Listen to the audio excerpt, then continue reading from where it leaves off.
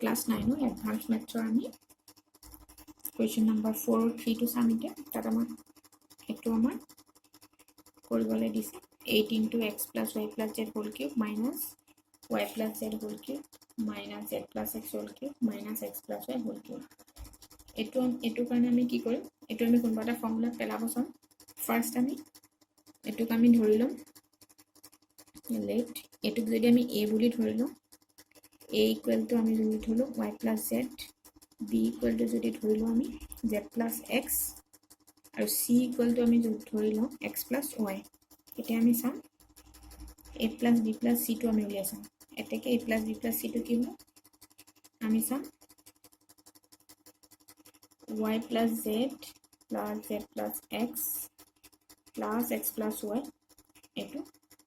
y দুটা আছে x দুটা z দুটা ইয়াৰ পৰা আমি আহিব 2 into x plus y plus z এটো a b c টো ওলাইলো এতিয়া যদি আমি প্ৰডাক্টৰ ৰাখিটো লিখো এটো এতে প্ৰডাক্টৰ ৰাখিটো হ'ব আমাৰ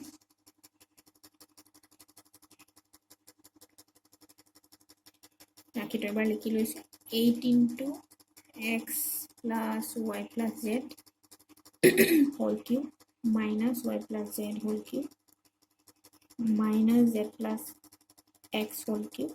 minus x plus y whole cube এটা আমি যদি বহাই দিও এটো আছে 2x plus y plus z এটো আমি যদি কিউব কৰো এটো পাই যাম গতিকে এটো আমি এনেকৈ লিখিব পাৰিম a plus b plus c whole cube লিখিব পাৰিম এটোৰ পৰা এটো যদি কিউব কৰি দিও এটো 8 হৈ পেলাই এটো হৈ যাব তো পৰা যদি আমি কৰি দেখাম যদি এটো a plus b plus c যদি আমি হোল কিউব কৰো এটো কি হৈ যাব 2 into x plus y plus z এটো যদি আমি হোল কিউব কৰো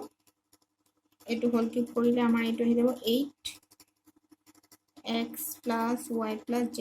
হোল কিউব হৈ যাব এটো এটো কাৰণে এটো পাইছে minus a cube minus b cube minus c cube এতিয়া যদি আমি 1 নম্বৰ সূত্ৰটো চাও 1 নম্বৰ যোনটো সূত্ৰ আছিল আমাৰ এটো যোনটো সূত্ৰ আছিল a plus b plus c whole cube minus a cube minus b cube minus c cube এটো সূত্ৰ হ'ব আমাৰ এটো আহি যাব 3 into a plus b into b plus c into c plus a এটো যদি আমি ইয়াত ব্যৱহাৰ কৰো এটো আহি যাব আমাৰ 3 into a plus b into b plus c into c plus a এতিয়া আমি এই জায়গাত যদি ভ্যালু পাতি দিও এটো 3 into এটো আমি ইয়াত উলিয়াই লব পাৰো ইয়াত এনেকৈ আমি উলিয়াই লব পাৰো এটাকে a plus b equal to এনেকৈ উলিয়াই লব পাৰো a plus b equal to আমাৰ ইয়াত ওলাব a plus b আহি যাব এটো y plus z এটো আমি ইয়াতো কৰিব পাৰো ইয়াতো ডাইৰেক্ট পাতি দিও মই ইয়াত উলাই নললো ইয়াতো কৰি লৈছো তোমালোকে এটো আগতে ওপৰত উলাই লবা ইয়াত a জায়গাত মই বহাই দিছো y plus z plus b জায়গাত আহিব z plus x z plus x next b জায়গাত আহিব z plus x plus c জায়গাত আহিব x plus y into আহিব আমাৰ c plus a c জায়গাত আহিব x plus y